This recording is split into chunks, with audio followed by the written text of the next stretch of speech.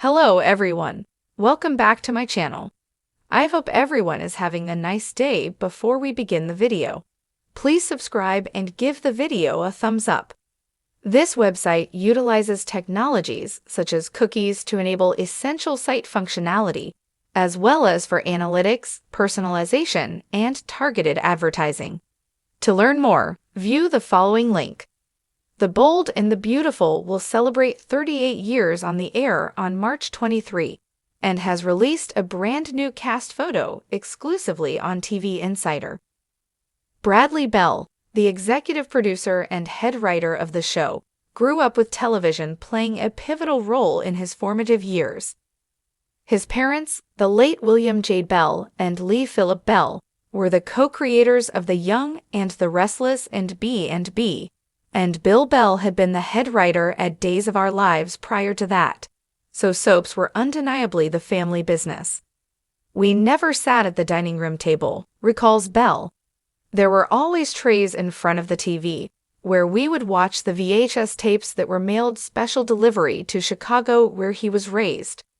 As a kid, I was watching Days of Our Lives until the age of 9 when Young and Restless was created, and then we were watching all of those together. To hear my dad do his editorial while the show was on was just an incredible opportunity to absorb it and either feel like, oh my gosh, I'm getting this, or I need to run from this, and from an early age, it clicked with me. I love television and I love soaps." One of the soaps he loved, however, was on a competing network. "I was a big All My Children fan," Bell confides. "I can say that now that my dad has passed away, but I told him once, and it did not go over well. He was very upset. But when I was in college, I would look at all the other shows.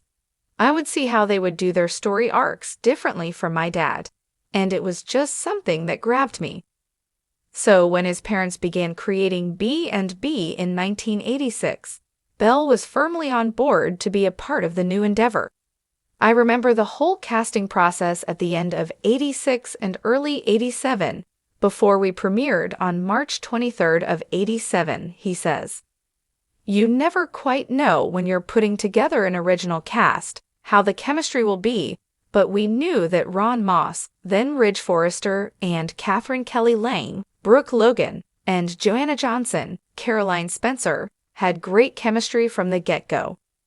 The hiring of Susan Flannery, Stephanie Forrester, who had previously played Day's Laura Horton when Bill Bell was the head writer of the show, took place at the famed Polo Lounge in Beverly Hills.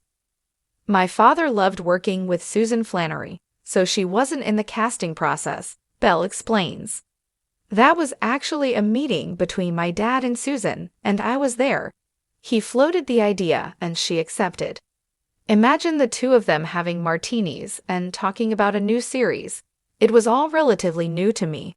I had never really gotten to know a lot of the actors, but then meeting Susan, I was like, wow, this is a matriarch. She packs a punch. And my dad said, she's the most brilliant actress, and of course she is."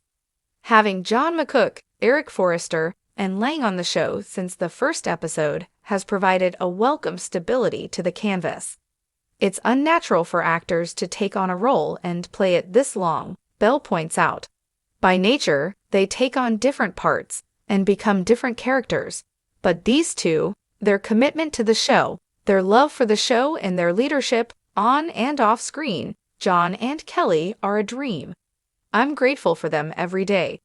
Bell has so many notable moments and memories from the past few decades, as well as storyline highlights. So many of them stand out in both directions because you don't know whether a story will sink or swim. And some of them, admittedly, were kind of bombs, he confesses. "You roll the dice and see where it takes you, and if for some reason it doesn't work, it's a disaster. But I loved everything the late Darling Conley, Sally Spectra did. I loved the comic relief the Spectra group provided. I loved the rivalry between Sally and Stephanie. I loved Stephanie's stuff on Skid Row in 2010 and Dying in Brooke's Arms in 2012. The scenes with Amber Moore, Adrienne France, doing the baby swap in 1999 were great. The addition of Jacqueline Sinswood as Steffi Forrester in 2008, turned the show upside down, and she is an incredible actress, a wonderful person to work with, and so talented, as is Annika Noel, Hope Logan. Don Diamont was amazing when he joined the show in 2009 and gave us Bill Spencer, and he's defined that character so sharply.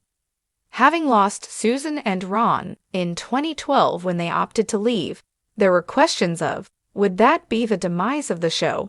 But Thorsten Kaye came in 2013 as Ridge, and Kelly found new avenues with him. I look at the current cast photo and am grateful that we have such incredible talent on the show right now. I just think that they're wonderful and wonderful people as well. As for what's coming up on the soap, Belle teases, we have the Nozawa family with great actors and a story that's unraveling through Finn Finnegan, Tanner Novlin. I'm excited that not only will Luna Nozawa, Lisa Yamada, find her father at long last, but she's going to find her grandmother too, Sheila Carter, Kimberlyn Brown. So that's going to give us a whole new avenue to play with Lisa and Kimberlyn. We have the business story with Ridge and Eric, determined to come back to the place that Eric founded. And how will that roll out with Carter, Lawrence St. Victor, and Hope and Brooke, who has been put in a very difficult position? We have Rebecca Budig, Taylor Hayes, on board, and she is a dream. The character of Taylor is going to see some new challenges. We have a great story for Liam, Spencer, Scott Clifton coming up as well, which I am very excited about. With Beyond the Gates set to premiere on February 24, Belle feels there is a lot of good news about daytime after years of doomsday headlines that the genre was dying. I think that soaps are good drivers of viewership because our fans are so loyal, he points out. I think Days airing directly on Peacock is great evidence that we do have value on the streaming platforms, and with the beginning of Beyond the Gates, it shows a resurgence in interest in soap operas and a healthier environment for these daily shows. As he looks ahead to the 38th anniversary in March, Belle can't help but marvel at the longevity of the show. When we started B&B, Y&R was in the 3 zeros in terms of episode numbers, and I remember when Y&R hit episode 4000, I thought, gosh, that's such a huge number, he reflects. But now, we're doing episode 9504, and it's at a point where the numbers are staggering. I look at myself in the mirror sometimes and think, you've spent your whole life doing this. Are you crazy? But then I think of what a wonderful life it's been, and to create stories and have fun, and have people watch it and care about these characters is something very special. The bold and the beautiful spoilers and news confirm that CBS is honoring one of its most iconic daytime dramas in a way fans are going to love as the cast comes together to celebrate 38 unforgettable years on the air. Since its debuted back in 1987, the show has been more than just a soap opera.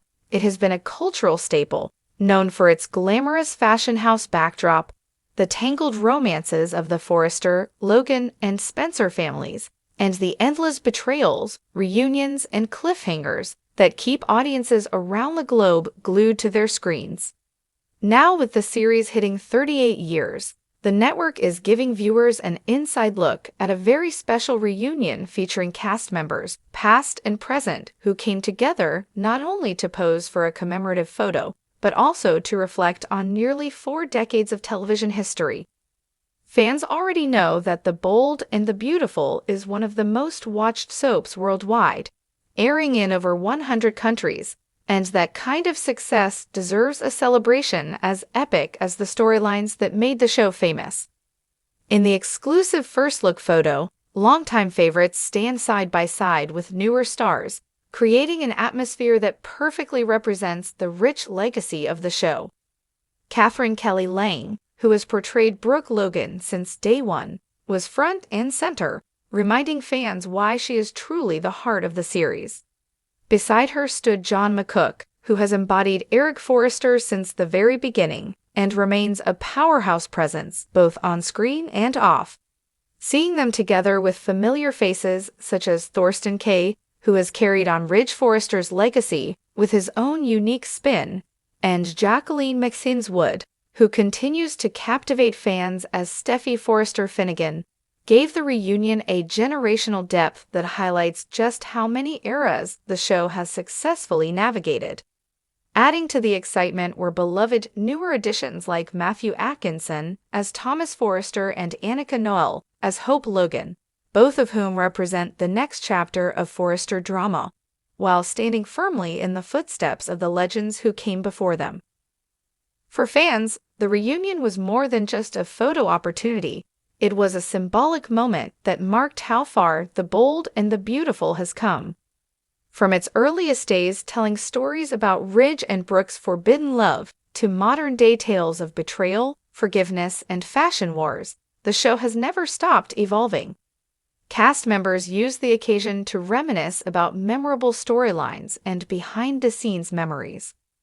Catherine Kelly Lang reportedly reflected on Brooke's roller coaster romances and her enduring connection to Ridge, while John McCook joked about Eric's many.